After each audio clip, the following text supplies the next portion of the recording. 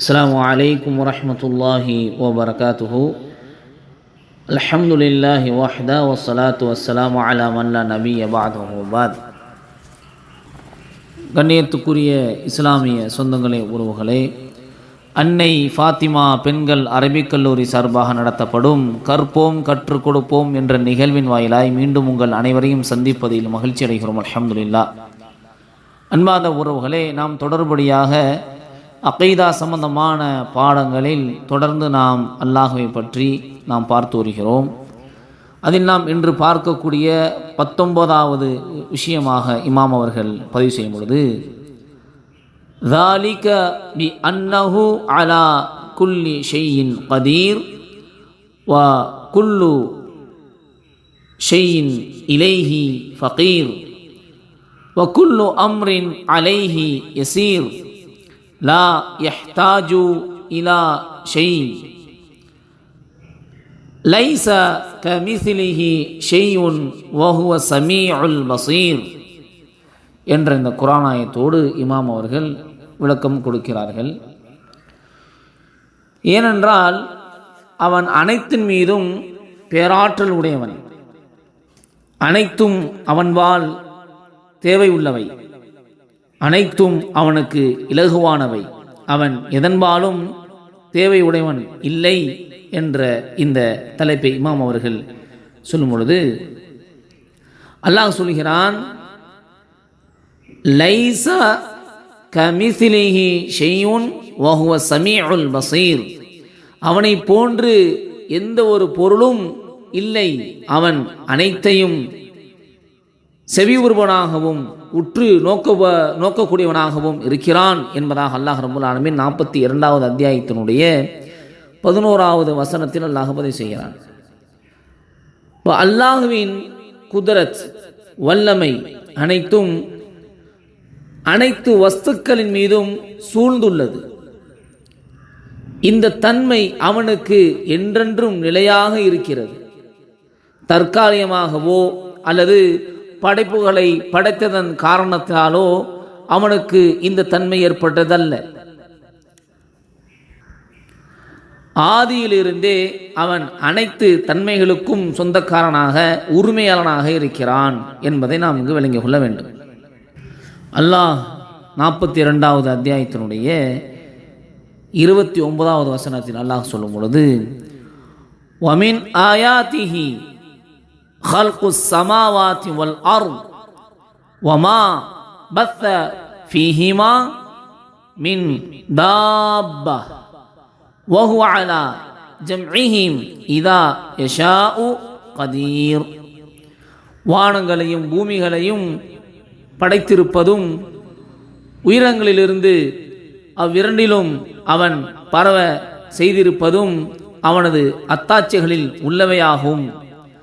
அவன் நாடிய பொழுது அவர்களை ஒன்று சேர்ப்பதன் மீது சக்தி உள்ளவன் என்பதாக அல்லாஹ் ரப்புல் ஆலமீன் பதிவு செய்கிறான். இந்த உலகில் உள்ள ஒவ்வொரு உயிரினங்கள் மற்றும் உயிரற்றவைகள் அனைத்தும் அல்லாஹுவின்பால் எல்லா நிலைகளிலும் தேவையுள்ளதாகவே இருக்கிறது என்பதை நாம் எல்லாம் தெரிந்து கொள்ள வேண்டும். உதாரணமாக மனிதன், ஜின், மலக்குகள், பூமி, வானம், காற்று, மலை, கடல் என்று இதுவெல்லாம் இருக்குமோ அனைத்தும் அல்லாஹ்வின்பால் தேவையுடையதாக இருக்கிறது என்பதை நாம் இங்கு விளங்கிக் கொள்ள வேண்டும். இதை அல்லாஹ் ரப்புல் ஆலமீன் குர்ஆனில் சொல்லும் பொழுது, யா அய்யுஹன் நாஸ் அன்துமுல் ஃபுகரா இலல்லாஹ் வல்லாஹு ஹுவல் கனிய்யுல் ஹமீத். மனிதர்களே, நீங்கள் எல்லா நிலையிலும் அல்லாஹ்விடமே தேவையுள்ளவர்கள். அல்லாஹ் ஆகிறவன் அவனோ யாரிடத்திலும் தேவையில்லாதவன், புகழுக்குரியவன் என்று அல்லாஹ் ரப்புல் ஆலமீன் 35வது அத்தியாயத்தினுடைய 15வது வசனத்தில் அல்லாஹ் பதிவு செய்கிறான். மற்றொரு இடத்தில் அல்லாஹ் சொல்லும் பொழுது, வானங்களை தூணின்றியே உயர்த்தியவன் அல்லாஹ்வே, அவனை நீங்கள் உங்கள் கண்களால் பார்க்கிறீர்கள் அன்றி அரிசின் மீது அவன் தன் தகுதிக்கு தக்கவாறு நிலையானான்.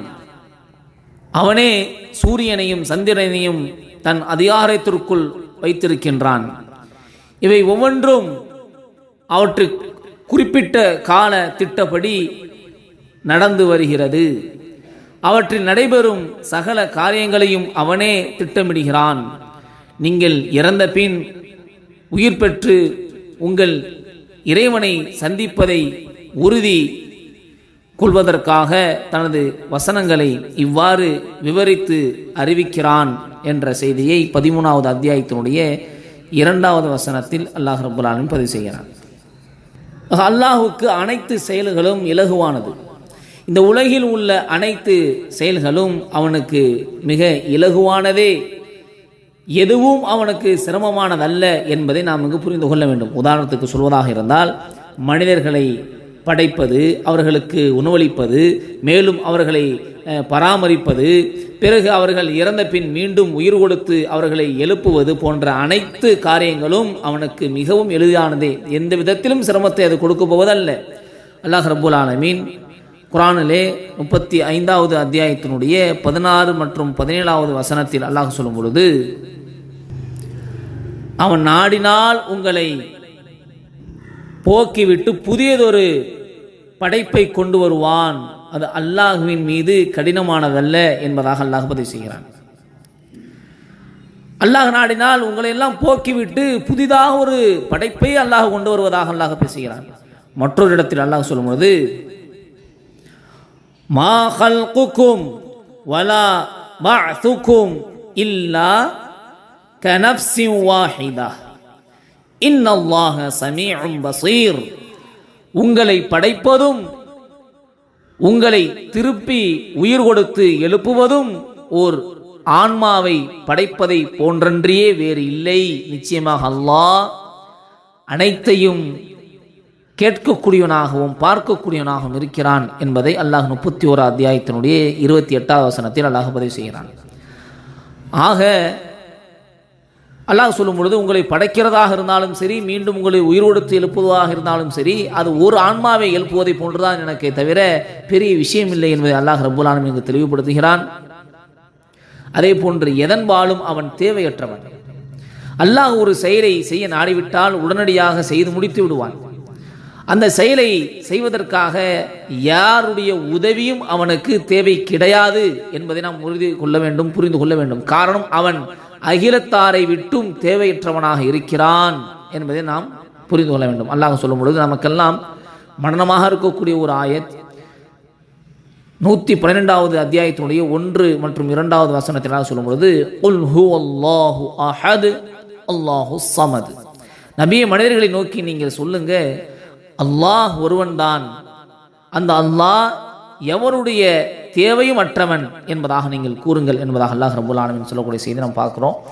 ஆக நிறைய விஷயங்களை நாம் அல்லாஹ் பற்றி நாம் தெரிந்து கொள்வோம், அவனை நெருங்குவதற்கான முயற்சிகளில் ஈடுபடுவோம், அல்லாஹுடைய அன்பை பெறுவதற்கு முயற்சி செய்வோம், அல்லாஹுவை நேசிக்கக்கூடியதாக ஆகுவோம்.